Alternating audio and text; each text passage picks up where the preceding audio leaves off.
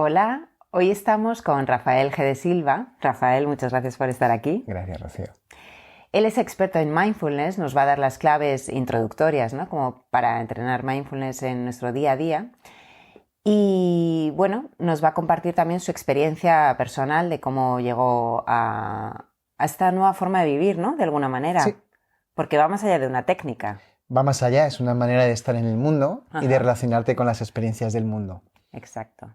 Cuéntanos, ¿cómo llegaste, tu historia con el mindfulness? Bien, es una historia, digamos, de café y charla larga, Ajá. pero básicamente al final, después de muchos movimientos, de laborales, personales también, de lugares de vivienda, pues tomé contacto con una experiencia de que no había nada fuera de mí que me ayudara a estar bien, a ayudar a estar en calma, a tener cierta plenitud. Y entonces es cuando empecé a explorar la vía de la meditación. Uh-huh. Mi llegada fue a través de la meditación Zen, de práctica de Zazen, y a partir de ahí enlacé con un curso de profesores de yoga, que me apetecía mucho hacerlo, y entonces surgió la oportunidad, curiosamente, casualmente, como ocurren muchas cosas en la vida, de hacer un proyecto para una empresa que nos pedía una especie de trabajo antiestrés para un equipo de alto nivel ejecutivo. Y bueno, a raíz de ahí, yo con un compañero que él sí que estaba aprendiendo y manejando el protocolo MBSR, que es un protocolo médico de la Universidad de Massachusetts, en el que se aplica mindfulness para pacientes con dolor crónico. Bueno, pacientes, es una clínica de reducción de estrés, pero en este caso de los primeros estudios que se hicieron fue con pacientes con dolor crónico, ¿de acuerdo? Y entonces, después de desmigar el protocolo y ponerlo en marcha, la verdad es que me apasionó. Me apasionó. Y ahí te Sí, enganchaste, me ¿no? enganché por completo. Me gusta mucho la didáctica, dar clases, y veía que esto era una fórmula, un lenguaje occidental, una visión dentro del marco científico. Y aquí en Occidente, pues lo que es nuestra Biblia es el método científico. Igual que en Oriente podemos tener muchas tradiciones que se van transmitiendo y culturalmente están integradas, aquí en Occidente decimos, ¿esto qué es? Demuéstramelo científicamente, Exacto, ¿no? demuéstramelo, que me estás contando una Sí. historia que no me convence. Máxime cuando es para un público general, incluso de empresas, ¿no? No puedes decir, no, es que esto está muy bien porque el maestro tal... No. Entonces ha sido un poco, sí, la meditación occidentalizada, ¿no? Sí, adaptada a un contexto cultural y a una forma de entender el mundo más racional quizá, y un poco avalada por el método científico, que es el éxito de mindfulness. Exacto, o sea, lo interesante es que está avalado, o sea, que no es que se esté investigando, haya hipótesis, esto Sí. está científicamente comprobado. Ese es el gran logro de mindfulness y la gran inclusión desde mi punto de vista en Occidente. Claro. ¿Y qué está científicamente comprobado? Es decir, ¿cuáles son los beneficios tangibles? Hay muchísima investigación. En el año 2012, incluso la última revisión creo que la hice con una compañera también que se dedica, bueno, maneja los temas de investigación muy bien. Estuvimos rescatando que había como unos 1000 trabajos publicados al año en torno a mindfulness o meditación. O sea, papers en el cual el título aparecía la palabra meditación o mindfulness. Una burrada. Con lo cual se ha investigado en muchas áreas. Lo más importante que sabemos a nivel de las funciones de lo que la neuroimagen nos ha demostrado es que nuestras funciones ejecutivas, que es como la directora de orquesta de todo lo que ocurre en nuestro cerebro, son beneficiadas con la práctica de mindfulness. Incluso físicamente hay una transformación en nuestro cerebro, cortes prefrontal izquierdo, hay un engrosamiento de la capa, lo que llamamos neuroplasticidad, que es la que sostiene un poco estas funciones. Es un poco lo que está demostrado. ¿Y eso en qué repercute? Pues repercute en que cuando puedes empezar a modular todas estas cosas que nos ocurren, pues puedes gestionar procesos de estrés, de ansiedad, miedos y otro tipo de desequilibrios que nos toca vivir como seres humanos. Y bueno, a veces lo llevamos tenemos más o menos fortalezas o herramientas internas para trabajar con ello. Y mindfulness se posiciona ahí como una herramienta poderosa. Poderosa. Sí. Entonces, para la persona que empieza a practicar a nivel experiencia, Sí. lo que le sucede es que su mente está más clara, los pensamientos negativos tiene más conciencia de ellos. O sea, ¿cómo lo vive la persona o cómo lo viviste tú que estabas, ¿no? Que encontrabas, te diste cuenta que el exterior no te estaba... O sea, tu bienestar, ¿no? Tu claridad, tu calma, no dependían del exterior, sino de cómo gestionabas tú ese exterior. ¿Cómo lo vive a nivel experiencial una persona estos beneficios? Sí. Sobre todo lo que va a tener es la sensación de que va a poder, digamos, a mí me gusta expresarlo desde el punto de vista de no soy víctima de lo que me sucede, soy actor o actora de lo que me sucede. Es decir, tengo capacidad de regular los procesos que estoy viviendo, los procesos internos. Como decíamos antes, comentábamos, al final los pensamientos negativos son pensamientos. Nuestra capacidad para verlo como lo que son pensamientos, no es una realidad, pues es una de las ventajas que te otorga Mindfulness con la práctica. Y es una ventaja espectacular. Espectacular. Y que hace un cambio brutal, o sea, sí. Porque ahí está la clave de muchos procesos de ansiedad, de estrés y otras muchas cosas, de depresión sí. o simplemente de cualquier malestar emocional. El olvidar que los pensamientos son simplemente pensamientos, ¿no? Sí. Nos metemos ahí, no nos damos cuenta, nos olvidamos de que estamos pensando, entramos en ese trance, como lo llamo yo, sí. y en Mindfulness te ayuda, ¿no?, a hacer esa separación, a tomar conciencia. Es crear un espacio. Al final me gusta cuando hago hacemos los talleres, ¿no? Es el ejemplo de la película. Tú puedes estar llorando o pasando miedo o generando una sensación de rabia brutal por uno de los personajes en el momento en que de alguna manera tu cerebro ha perdido la conciencia de que eso es solo una película. Porque si tú en un momento determinado te dijeras a ti misma, a ti mismo, ¿no? Dijeras, oye, que esto es una peli. Sí, esto es una pantalla plana, pues con un ambiente, con unos actores y actrices pagadas, muy bien pagadas a veces, para interpretar un papel. Si tú lo observaras desde ahí, la emoción se cae. Porque hay una realidad de que eso es una película, no es la realidad. Claro. Eso que en el cine me gusta decir que no está bien, que lo hagamos porque cuesta un dinero y se trata de emocionarnos sí. y vivir esa fantasía, ¿no? En nuestro día a día es más peligroso. Es más peligroso cuando las fantasías que estamos viviendo nos agitan, nos dan miedo, nos angustian y somos incapaces de reconocer que eso es solo un pensamiento, que es una fantasía.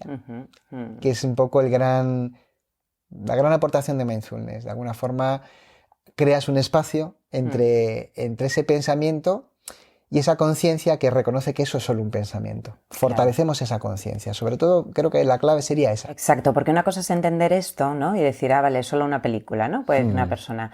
Pero luego esa capacidad de darse cuenta hay que entrenarla. Y cuanto más entrenamos... ¿Y en qué consiste el entrenamiento? ¿Cómo es la práctica? Muy bien. Al final, como decía Daniel Goleman en uno de sus libros, trabajamos sobre todo con el proceso atención. La atención condiciona nuestra experiencia. Hay muchas frases, ¿no? Hay una que me gusta, es que estamos donde está nuestra atención.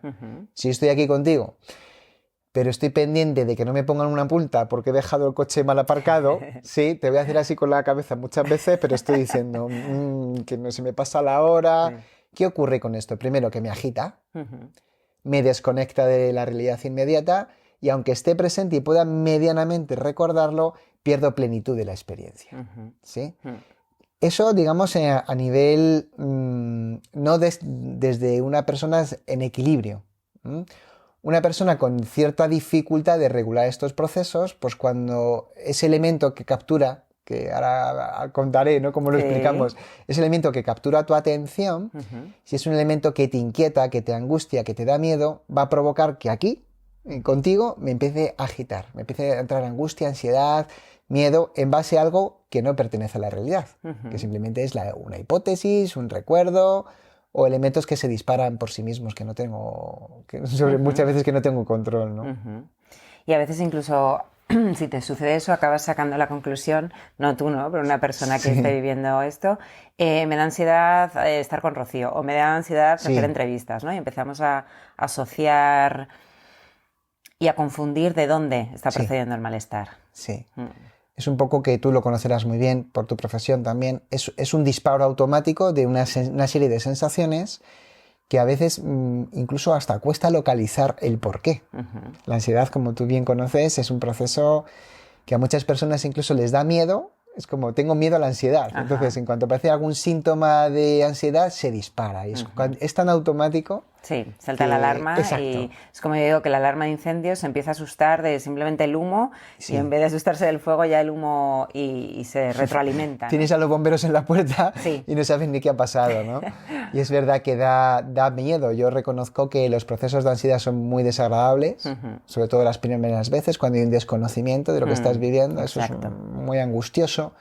Y luego, a pesar de que ya lo conoces, pues hombre, se apodera de tu vida muchas veces y te dificulta relacionarte, te dificulta avanzar, estás con angustia, con miedo y hombre, no es una forma No, desde luego. de vivir. Y luego, claro, sí, genera, aparte de la ansiedad en sí desagradable, se une la culpa, impotencia, tristeza. Y también la práctica nos sirve para eso, ¿no? Eso Para es. distinguir cuando estoy con ansiedad, cuando me estoy culpando por tener ansiedad, Eso es. e ir desgranando un poco mi experiencia. Como tú bien sabes, hay un fenómeno más físico y hay una narrativa, hay una historia interna que yo estoy contándome a raíz de lo que estoy viviendo. Mindfulness trabaja mucho ahí, ¿no? Porque digamos que se retroalimentan lo que siento y lo que estoy narrándome, contándome sobre lo que siento, configura la experiencia. Entonces Mindfulness te permite separar. Entonces eso te va a poder seguir sucediendo porque muchas veces se automatiza y de repente empieza a respirar de una forma determinada o empieza a estar inquieto, pero también te permite localizar muchas veces qué te estás contando a raíz de esto. Exacto. Me está pasando esto, no quiero que me pase esto, y es como, ¿puedo separar? Como el pensamiento al final es pensamiento, si consigo separarlo, la intensidad de la experiencia baja y ya puedo coger los mandos. Esa función ejecutiva que hablábamos antes, la directora de orquesta puede darse cuenta de que esto ahora mismo no tiene ningún sentido, que estás en un estado de activación, de alerta, que no es adaptativo, es decir, que no te sirve para nada más que para sentirte mal. Y cuando practicas mindfulness se puede reconocer con bastante claridad. Y cada vez tienes como más facilidad. Me gusta decir que gano tiempo, ¿no? Sí. Entre la sintomatología. Eso es. A veces que cuando ya está muy arriba el estado de alerta nos cuesta mucho trabajo gestionarlo. Pero mindfulness te capacita para leer los precursores o la sintomatología, la alerta temprana, podríamos decir. Es decir, ups. Y entonces puedes hacer desde unas respiraciones, puedes cambiar el foco atencional, puedes incluir esa experiencia en un contexto más amplio y todo eso te ayuda a regular la experiencia. A dirigir, tener más sensación de control. Sí. Dentro de que a veces tener conciencia de que esos pensamientos a veces no se pueden controlar, pero te da una sensación de control mucho más serena y como adaptada a cómo funciona realmente la mente, ¿no? Porque a veces cuando estás practicando esto va implícito entender cómo funciona la mente, ¿no? Sí. Además es un conocimiento que a mí me gusta especialmente porque es desde la propia vivencia, desde la propia experiencia. Porque podemos leer mucho sobre ansiedad, efectivamente, o sobre cualquier otro desequilibrio y lo podemos comprender, ¿vale? Y esa es una primera parte complementaria. Sí. Porque a mí me gusta mucho trabajar desde la experiencia, ¿no? En la cual te das cuenta porque lo estás viviendo y desde ahí activas una serie de recursos, los que hemos hablado, desde la respiración o gestión del foco atencional. Y eso te da una sensación de, ¿cómo decirlo?, de empoderamiento o de bueno, esto me está pasando, no es nada malo, es algo que me está sucediendo, pero sé que puedo regularlo. Y esa conciencia es poderosa. Digamos que hablamos de conciencia de lo que me está ocurriendo y otra conciencia que es muy importante, conciencia de que sí que puedo hacer algo al respecto. Paso de víctima a actor o actora, como decíamos antes. Sí, sí. Y no a merced de las sensaciones que aparezcan ni de los pensamientos. Eso es. Como con mucha gente, ¿no? Que la ansiedad es mi enemigo, porque tal, porque me coge desprevenido, porque tal. Entonces, parar y tomar más responsabilidad y más sensación de que yo puedo hacer algo.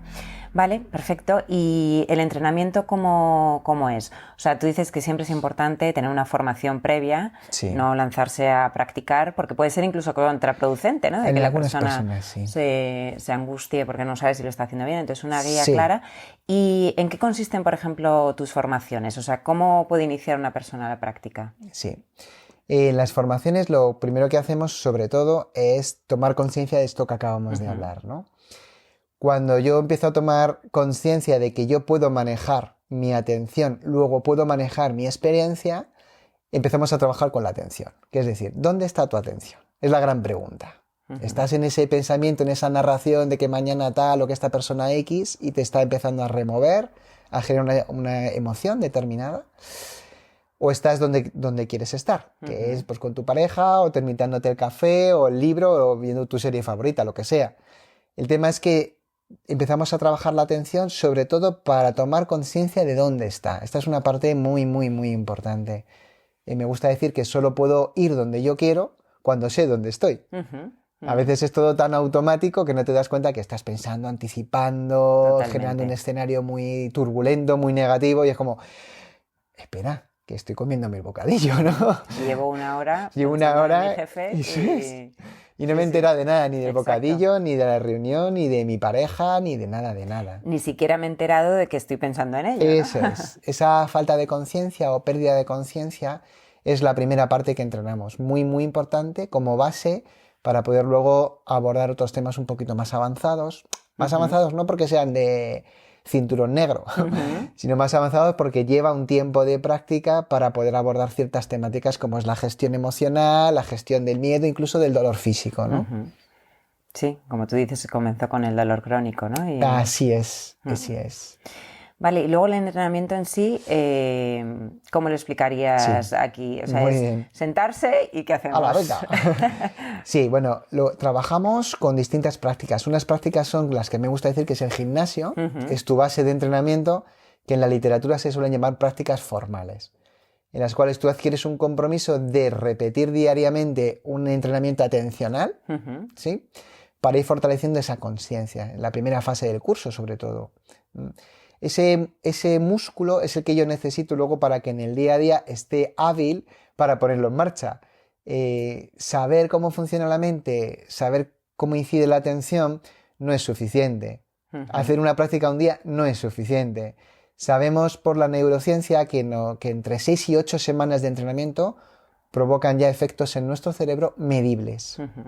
¿Sí? Perfecto. Es un poco, porque la gente, ¿cuánto practico y tal? Pues hay que practicar todos los días y hay que practicar un periodo para tener un impacto en nuestro cerebro que permita que esas habilidades estén frescas para ti, que puedas usarlas. ¿Sí? ¿Qué tiempo mínimo se recomienda de esa práctica formal? Pues mira, nosotros empezamos por 10 minutos en los cursos. Hay de todo, ¿eh? Si te vas al protocolo MBSR empiezan por 45 minutos, que no es ni bueno ni malo, es una forma de hacerlo que ellos lógicamente trabajan en una clínica de reducción de estrés. Es decir, son personas que se ha diagnosticado con un burnout, un nivel de estrés, ansiedad muy fuerte, con lo cual están liberadas de sus ocupaciones habituales porque en vez de estar de baja en la cama tomando ansiolíticos o cualquier otra cosa, están en un programa. Claro. ¿Sí? Entonces tiene sentido que se entre de una manera muy intensiva. Están trabajando en ello, Efectivamente, ¿no? Estás curándote de algo, ¿no? ¿Qué ocurre? Que en nuestro entorno productivo cultural 45 minutos es difícil.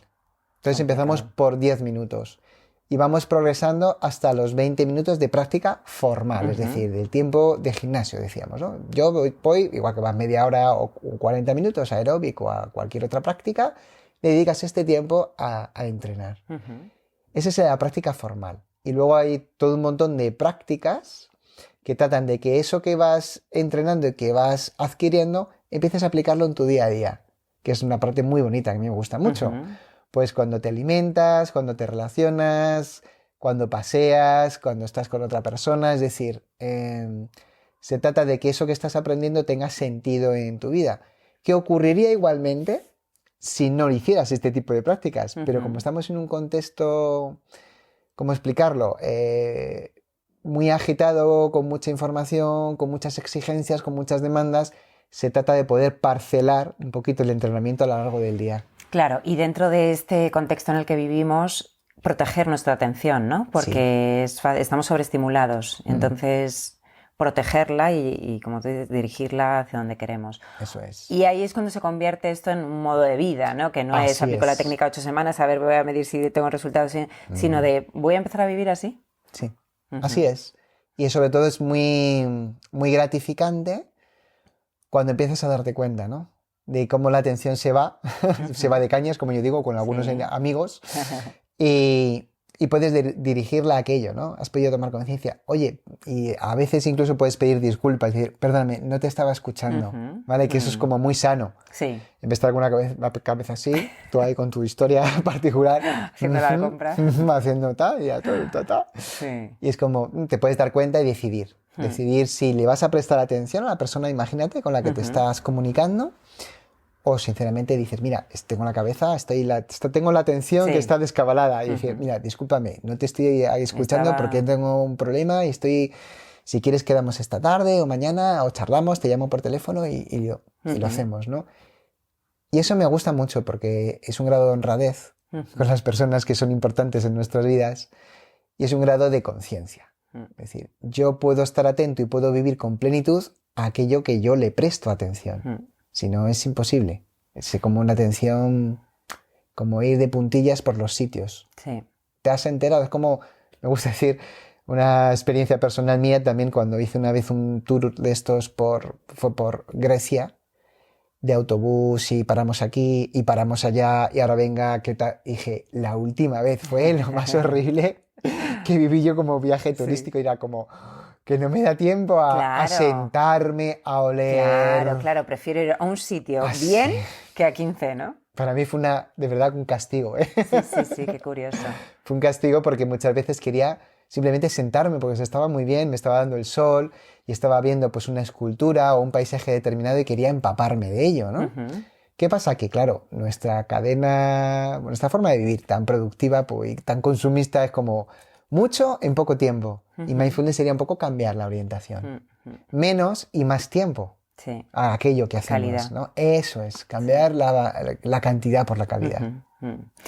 Claro, y eso son cosas que de alguna manera cuando te adentras en este mundo, ¿no? Sí. Te va pidiendo el cuerpo, ¿no? O sea, que no hace falta que digas, a partir de ahora voy a hacer cosas de más calidad, sino que ya empiezas a entrar en una sintonía y en una vibración distinta, ¿no? Sí. Que dices, me apetece hacer esto, me apetece.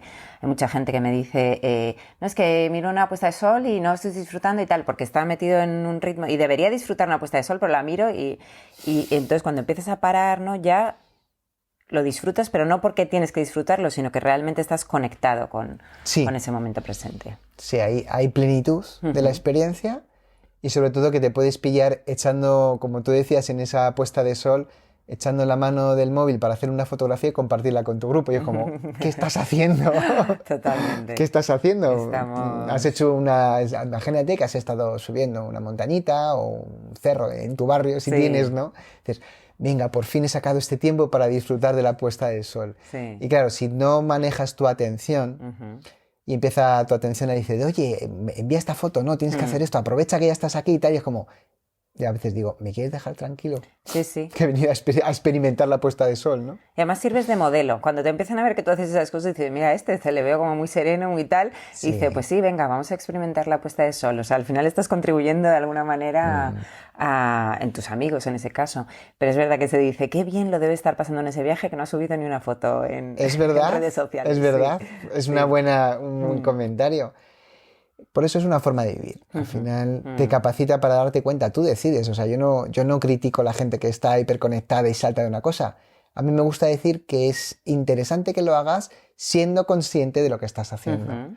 Porque si no, pues la vida muchas veces como que nos pasa un poquito por encima. Sí. Si no eres capaz de darte cuenta de lo que te está ocurriendo, ¿no? Sino que saltas. Claro.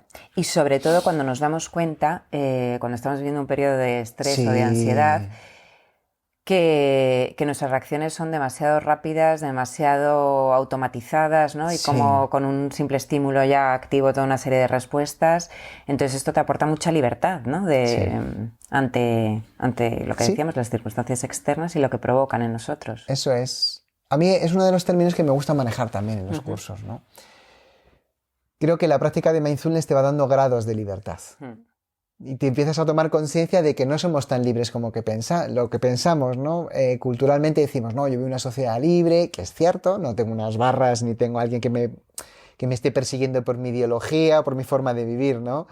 Sí, en plan ya tiene que ser de esta manera, en plan fascista, ¿no? O dictador. Sí. Sin embargo, hay una dictadura interna, que es la dictadura de tu mente, ¿sí? Si no eres capaz de regularla, pues al final tus miedos, tus angustias, tus conflictos, tus anticipaciones acaban siendo las que lideran tu experiencia. Y al final es un poco como plantas, es decir, pero aquí, ¿quién manda aquí? ¿Vale? ¿Quién está mandando aquí? Y es lo que decimos, o lo que me gusta decir, que es ese incremento de la conciencia, en la cual te das cuenta de que lo que yo quiero y lo que está sucediendo no van emparejados, no están alineados, ¿no? Y puedes darte cuenta y puedes regular. Es decir, no, es que yo quiero estar aquí porque es lo que yo he decidido. Ya, pero es que esto es muy importante, no, pero tienes que hacer esto, pero ten cuidado que puede pasar esto, pero... Y es como, espera, ¿quién dirige la orquesta? Digo, últimamente no quién está dirigiendo la orquesta. Sí. ¿Qué es lo más importante? Se trata de que Asumamos que lo más importante a nivel de la experiencia es lo que tú decides. Y ese poder le tenemos todas y todos. ¿Qué ocurre? Que hay que entrenarlo. Hay que entrenarlo. Hay que entrenarlo. Sí. No nos viene de serie, si no, no estaríamos aquí. Ajá. Igual que los músculos, como dices, de gimnasio.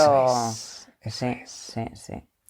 Y luego todo esto se traduce también a nivel, las bondades, ¿no?, de mindfulness, en calma corporal, porque en cuanto también estamos más conscientes, más presentes y todas esas reacciones disminuyen, las reacciones corporales también se equilibran. Sí, es así. No podemos... me gusta también argumentar en los cursos, ¿no? Cuerpo, mente, emociones, está muy bien que los separemos para estudiarnos, porque, bueno, ya no tenemos la capacidad... digamos que el grado de conocimiento que tenemos de cada una de esas áreas es tan inmenso que especializarte en algo, es dedicarte toda una vida prácticamente a eso y llegas hasta donde llegas, no vas a llegar al final porque realmente no existe final, esto sigue creciendo indefinidamente. ¿Qué ocurre? Que para estudiarnos sí, fisiología, psicología, psiquiatría, anatomía, pero para vivir no tiene ningún sentido porque empezamos a reconocer que una forma de experimentar la vida tiene un desarrollo, una estructura corporal que la soporta. ¿Sí? Como tú bien conoces, no puedo decir que soy una persona tranquila cuando mis hombros están prácticamente tocando las orejas y mi respiración es la justita para vivir, como un pez que ya se ha salido del agua, ¿no? Claro, al final, ¿qué ocurre? Que cuando tomas conciencia de esa relación, nos facilita un montón de herramientas para trabajar desde ambos sitios. Puedo cambiar mi forma de respirar y la forma de estructurarme, cambia mi forma de estar en el mundo, mi experiencia. Pero también al revés, desde mis pensamientos, desde desvincularme de esa atracción que tienen los pensamientos que acaban generándome miedo y angustia en situaciones que no tengo un león en la puerta, ni tengo la persona está detrás de mí, también cambia tu estructura corporal. Se hace distinta, más abierta, podríamos decir, menos defensiva, es más abierta, más alineada.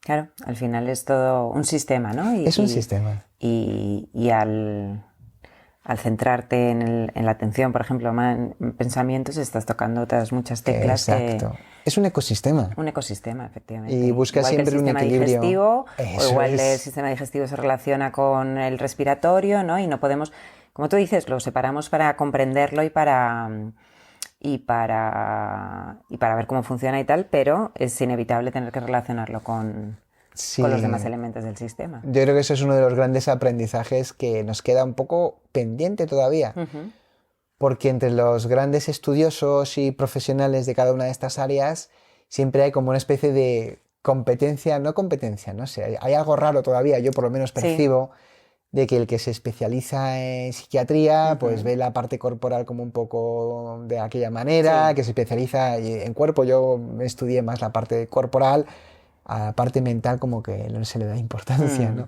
En entrenamiento deportivo, por ejemplo, de alta competición, hasta que entró lo que es la psicología deportiva fue...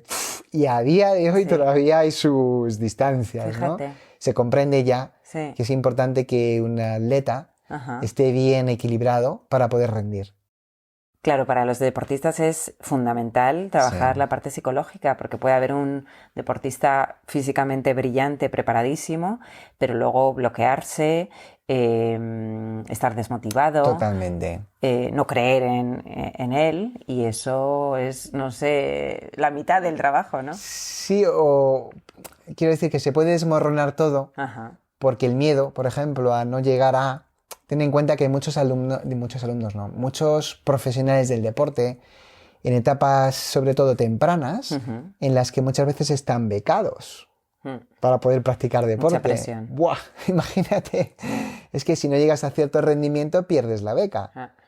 Y claro, estás desplazado muchas veces de tu zona natal, de tu familia, estás concentrado, y vienen las competiciones.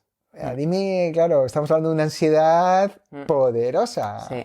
O sea, el significado de poder en un momento determinado expresar todo eso que has entrenado a nivel físico depende de que esto esté en su sitio, que tus emociones estén más o menos reguladas, que tus procesos mentales puedan ser dirigidos, y eso es lo que hablábamos antes de la directora de orquesta.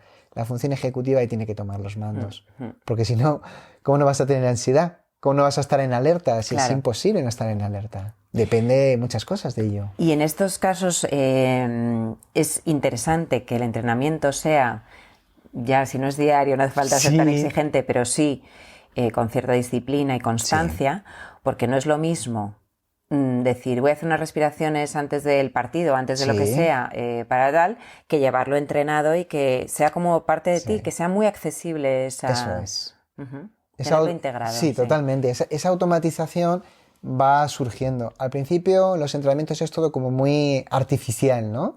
Y ¿puedo decir que has hecho curso o no? Sí, sí, sí, sí. Bueno, pues eso, si te acuerdas del curso es como para cada 2 horas y media más o menos y hace una pausa, trata de hacer una respiración, una meditación corta, una serie de herramientas que se proponen. Pero esto es un poco como cualquier aprendizaje. Se hace de una manera muy pautada y repetitiva hasta que forma parte de ti. ¿Sí? Exacto. Y eso se repite y llega un momento en que ya nadie te tiene que decir que pares. Tú misma te vas a dar cuenta que como estás en un estado de agitación, que tu atención está como muy dispersa, que te cuesta concentrarte y es el momento de, ay, pues mira, ahora me viene bien parar, voy a hacer esta respiración, voy a hacer este ejercicio, esta práctica en atención plena, te regulas y sigues. Claro. Estás más conectado con tus necesidades, ¿no? Y Sí. con tu estado y con lo que te conviene hacer para regular ese estado. Exacto. De manera como más intuitiva, pero una intuición conectada con... No una intuición ansiosa, que yo siempre hablo de la intuición ansiosa, sino una intuición más... sí, más presente y más... Más de escucha. Más de escucha, eso Sí. es. En los cursos suelo poner el ejemplo de los niveles de escucha, ¿no? Que tenemos a nivel global, ¿no? Y nuestro sistema nos da muchísima información. Mucha información y nos va susurrando cosillas, ¿no? Lo que pasa es que como esta mente anticipatoria, este pensamiento anticipatorio nos está continuamente exigiendo, alertando, estimulando, excitando, pues aquel susurrillo de oye que estás cansada, oye que tienes la atención un poquito, oye que te duele un poquito aquí, oye que tienes que ir al baño, oye que tienes hambre, ¿no? Que esto en las empresas lo digo muchas veces, que es que muchas veces ya vas al baño cuando casi te va a explotar la vejiga. Digo, Sí, eso no es ni medio normal. Ya no te susurro, ya grita. No, ya como voy a reventar o vas o reviento. Y claro, esos niveles de extremo no nos vienen bien, son muy desequilibrantes. Hablo de ir al baño como cualquier otro ejemplo. Puede ser desde alimentación, puede ser tu estado tensional, puede ser tu nivel de cansancio, de fatiga, tu pérdida atencional. Si no escucho todo lo que está sucediendo, ¿cómo voy a regularlo? Cuando quiero Porque regularlo... es verdad que muchas veces ¿sí? es el origen de la ansiedad. O sea, de la ansiedad como ya como algo más, una condición más presente, Sí. que llevo un año o lo que sea sin escuchar y al final me grita y me da y me dice, ya baja laboral, o sea, o te quedas en la cama o no puedes más, porque llevas sin dormir, sin descansar, sin... Entonces, comiendo la empresa sin tiempo y teniendo hambre y no siendo consciente de que tienes hambre o confundiéndolo con otra cosa. Sí, ¿no? es total, es así. Y muchas veces el reflejo suele ser corporal, ¿no? Hay un desequilibrio que acaba siendo una sintomatología como que ya sí la puedo reconocer porque es muy manifiesta y ya voy al médico y ya empezamos a ver qué está pasando por ahí, ¿no? A veces de difícil origen, porque imagínate que tu ansiedad lo que ha provocado es una estructura corporal muy determinada, tienes los hombros muy rotados hacia adelante, la cabeza muy echada para adelante y claro, empiezan a aparecer dolores en el cuello, cervicalgias, ¿no? Que esto es muy habitual. Y dices, bueno, claro, ¿qué tratamos la cervicalgia? Lógicamente, pues un antiinflamatorio o a lo mejor fisioterapia o cualquier elemento, ¿no?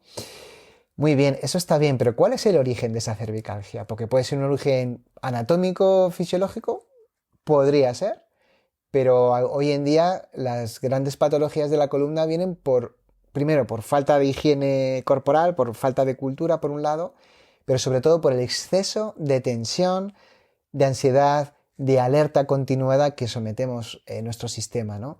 Y claro, paga siempre la pieza de eslabón más débil, que en un momento determinado puede ser de todo, desde que no tengo ganas de levantarme de la cama, pues estoy en un proceso ya depresivo, estoy fuera de juego directamente, a una angustia continuada que normalizo, que para mí esa es la parte más patológica, es decir, no es que yo soy así, de nervioso, digo, yo no estoy de acuerdo. Digamos que te has olvidado cómo es un estado normalizado, mejor dicho, de equilibrio, ¿no? donde puedo ser muy resolutivo, donde puedo ser muy eficaz, pero no tengo que estar aquí arriba, como yo digo, moviendo papeles por todas las partes para que parezca que estoy trabajando mucho. Sí, uno se sobreadapta a esos estados, Sí. ¿no? Y como tú dices, los normaliza Sí. hasta que ya no puede más porque Eso ese es. dolor es demasiado intenso o ese agotamiento.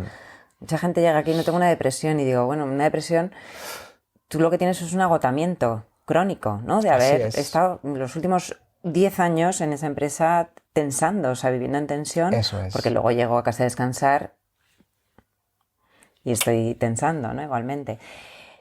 Pero bueno, lo importante es que para todo esto hay herramientas, ¿no? Que son muy eficaces, que están comprobadas, como decíamos, científicamente, y que miles de personas, tú tendrás la experiencia, ¿no? Como tienes continuamente cursos y estás muy en contacto con la gente, de cómo cambian las personas, incluso deciden hacer cambios luego en su vida a nivel externo de, pues he decidido dejar el trabajo y... De los cuales no me responsabilizo, ¿eh? Si me va bien, sí. Cambios de pareja y cosas así, yo no tengo nada que ver. Eso es, la terapia igual, claro, Sí, de repente hay un cambio de conciencia, un despertar, ¿no? Totalmente, al principio, totalmente. Brutal. Pones las cartas sobre la mesa y empiezas a verlas con claridad, ¿no? Es una de las facultades que tiene la práctica de meditación, ¿no? La práctica de mindfulness, que es la que yo conozco. Al final se desvelan, te haces consciente de muchas cosas que ya estaban en ti, pero como nunca te has parado a observarte porque el ritmo de vida y tu propia situación personal y tu propia normalización de ciertos estados te impedía verlo, es que es un tiempo en el cual te paras a observar. No es... Y esto es algo que sí que me gusta dejar claro. No es una práctica de relajación. Exacto. El objetivo no es ese. No. Que gente, no me relaja, me he puesto más nervioso. Y digo, interesante. Interesante. Interesante, claro. Sí. Porque digamos que pones las cosas sobre la mesa y las empiezas a ver con claridad. Y hay cosas que no te gusta ver. No son gratas. Sin embargo, son cosas que cuando las ves con claridad y tomas conciencia de ellas, te capacitan para mejorarlas, te capacitan para regularlas. Dentro de lo posible, porque hay cosas que la vida nos pone en una tesitura en las que no podemos elegir. Pero a mí me gusta decir, y yo participo de ello, que es más importante que seas consciente, que puedas reconocer lo que estás viviendo. Y luego, si se puede o no se puede, pues ahí tenemos muchas de las actitudes que se trabajan con mindfulness, que van desde el no enjuiciar, la aceptación, ¿sí? Porque es cierto que hay situaciones en las que, cuando hablábamos antes de los primeros estudios con pacientes de dolor crónico, o sea, no es que me tomo una pastilla y se me pasa, o mañana me levanto y ya se me ha quitado, no, es que vives con ello. Y una parte importante es aprender a integrarlo como parte de tu vida. No lo has elegido, no es gustoso, no es agradable, pero cuando dejo de confrontarme con ello continuamente, aparece otro estado, que es lo que buscamos con mindfulness. Claro. Es una realidad que estoy viviendo, es algo que no puedo cambiar, solo me queda aceptarlo, pero aceptarlo, claro que a la gente le cuesta esto de, pero ¿cómo acepto tal? O simboliza, pero es una aceptación, sí, que te permite relacionarte con eso desde otro lugar, ¿no? sitio. Desde más serenidad, a pesar o incluso gracias a el dolor, ¿no? Eso es. Sí, porque aquí en nuestra cultura, nuestra forma de entenderlo es resignación, ¿no? Aceptación es como que me rindo. Y no se trata de eso, se trata de observarlo y sobre todo relacionarte con ello desde otro sitio, más amplio. Sí. Porque cuando toda tu vida pasa por el conflicto, la oposición a aquello que estás viviendo y no tienes solución, toda tu energía vital, todas tus capacidades están disminuidas porque están entregadas a la lucha con algo que no puedes vencer, ¿sí? Entonces, claro, el deterioro es muy fuerte. Pues estás en estados de estrés continuado, de angustia, de ansiedad, incluso de depresión, porque estás en un conflicto con algo que pertenece a tu vida. Y que al final alimenta precisamente lo que estás rechazando, ¿no? Exacto. Lo hace más fuerte, cada vez te sientes peor, y es por esto, y es como, deja de pegarte con ello. No es gustoso, no lo has elegido, pero está en tu vida. Igual que puede ser una separación, una persona que te deja, un cambio laboral, un ERE que en la empresa de repente cambian de trabajo, te puedes pasar mucho tiempo en conflicto con esa situación. Y dentro de Mindfulness una de las potencias que tiene es empezar a crear ese espacio interno donde dejas de pegarte ya con eso. No porque te guste, cuidado, ¿no? Como hago mindfulness, no, ahora... no porque me voy a quedar así pasivo mirando, ¿no? No. Mirando, viendo pasar. No, Totalmente. No, pero al revés, estás incluso más resolutivo porque Eso es. estás con más poder ante ello. Sí, porque esa energía que tenías gastada en la oposición, la reconduces. La inviertes. Eso es. Sí. Ese es uno de los grandes logros que a mí me gusta mucho con mindfulness, porque, de nuevo, eso, pasamos de ser las víctimas de a decir, vale, con los recursos que tengo, ¿hacia dónde voy? ¿Sí? Y eso es una elección personal íntima que nadie te la puede quitar. Y eso es una de las grandes cosas que a mí me gustan de mindfulness, porque reconoces que eso está en ti.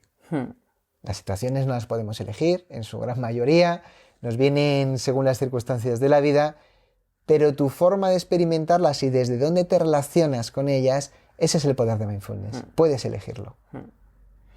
Pues yo creo que merece la pena, ¿no? Invertir Hombre, en ello.